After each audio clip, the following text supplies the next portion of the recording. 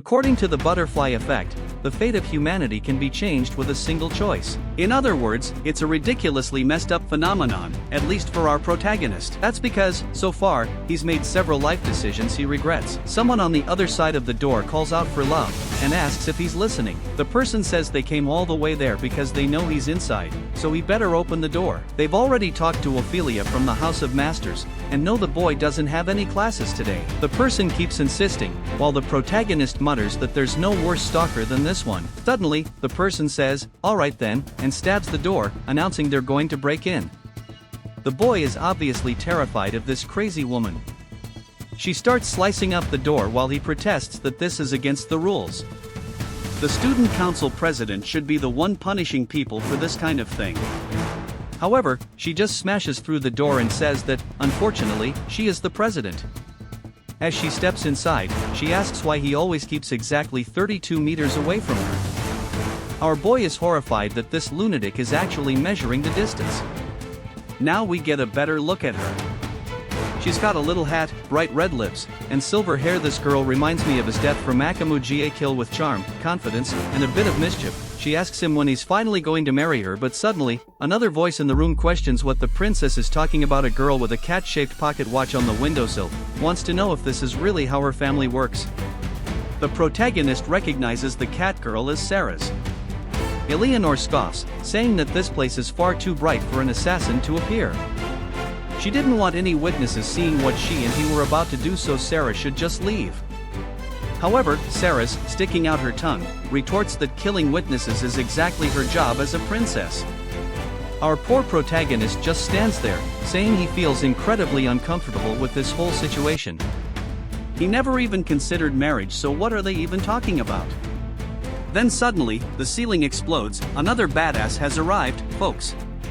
The two girls glare at the newcomer while our boy wonders why Lilu is here now too. This girl's got swag. She even has a tribal tattoo on her thigh. She tells our boy that it's time for him to start living with her. All the preparations for the wedding have been made, so he just needs to hurry up and go.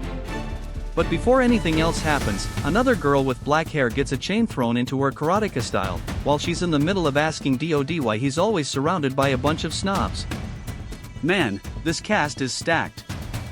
And now, a mischievous little witch appears, wondering why there are so many jealous women here. Dodd Campbell has belonged to her for a long time. Her name is Fingal. Now they're all staring each other down. One says this has turned into a competition, the other calls her delusional. Obviously, these women all want to kill each other. And just like that, the battle begins with our poor boy standing in the middle, completely lost. The real question though is, how did things get to this point? Our protagonist seems to start remembering everything that's happened. From the moment Elmore proposed to him, that's when he starts talking about the survival game that got him into this mess. The game was called Savior in Ascension, or just SA. For short. Anyone looking at the game for the first time would think it's some weird trash. But our protagonist had already beaten the game and seen the ending. He thought it was perfect, fun, and totally worth it. But then, he got transported into the game the next day. This confuses him because he has no interest in changing the story. He doesn't hate the developer, and he isn't that attached to the protagonist for something like this to happen either way. He now inhabits the body of Dodd Campbell, someone who has absolutely no power. He's the heir of some random viscount from a desolate, third world town. The Campbell territory is all about farming. There aren't even dungeons in the entire place. On top of that, they were barely even mentioned in the original story. And that's exactly why the son of this viscount, upon entering the Imperial Academy, turned that world upside down. Our boy waves goodbye to his father, saying that he's heading out now. The father, emotional, tells him that he truly is the pride of their land. He warns him not to cause any trouble and to be careful because Elfincy Academy is where most of the nobles gather. All he wants is for his son to keep a low profile.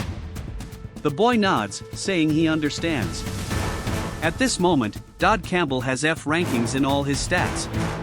No skills, no mastery, no special talents whatsoever.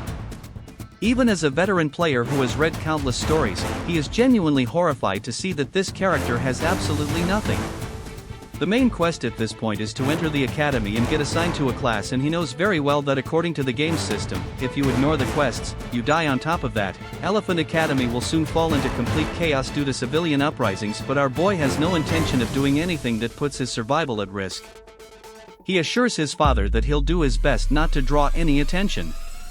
He won't even dream for a second about trying to improve the reputation of their town. His father is a bit taken aback. Was that really necessary? Our boy adds that his grades will also stay below average, just to make absolutely sure no one notices him. His father sighs and tells him he should just get going. And man, in the next scene, we see Elner entering the school like a walking disaster waiting to happen.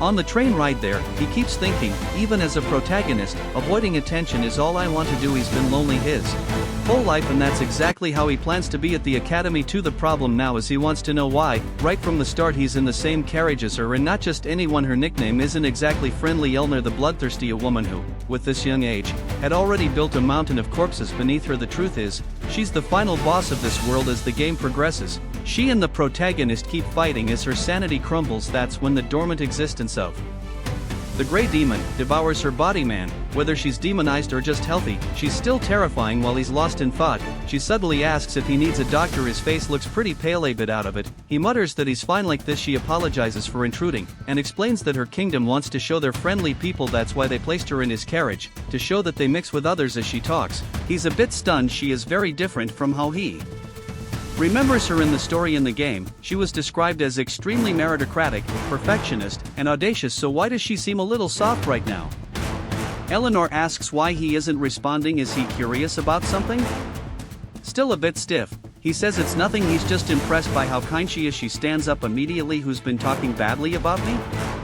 Ah, shit, he shouldn't have said that. Trying to fix his mistake, he says he heard she was a bit strict. Elner gives him a look. They're kind of weird. He just sighs. Yeah, I hear that a lot. Once again, he reminds himself that he needs to act like an extra and not get involved with this person. The plan now is simple. Just stare at the trees outside until they reach the academy, and never speak to her again. But right then, a rock comes flying toward the window. It's about to hit him straight in the head. At that moment, he lunges toward Elmore and the train explodes in the middle. The necklace Elmore wears has a recognition-based protection spell, something our protagonist knows very well. The best option for survival? A nice warm hug. Sorry about this, he thinks, but I wasn't gonna survive this with F-rank stats. Sometime later, Elner asks if he's okay. He says yes, while lying on something very soft. When he opens his eyes, she's looking at him like she doesn't really care all that much. The idiot scrambles up, about to apologize, but Elner obviously assumes he was trying to save her. She says she's never seen a man as genuinely honest as him. She thanks him for his intentions, so there's no need to apologize. Our boy is beyond flustered, because honestly, he only jumped on her to use her armor's protection. But now, she's completely misunderstood. She stands up and asks for his name. And now, he knows he's screwed. If he tells her, then every time they meet, they'll end up interacting. Avoiding her would be impossible. But at the same time, there's no way he can trick a woman this sharp. So he just sighs and says it. Hit that like button, drop a comment, and subscribe for the next part. Let's crush our 100 like goal. Your support keeps this going. If you want the next part, type next part in the comments.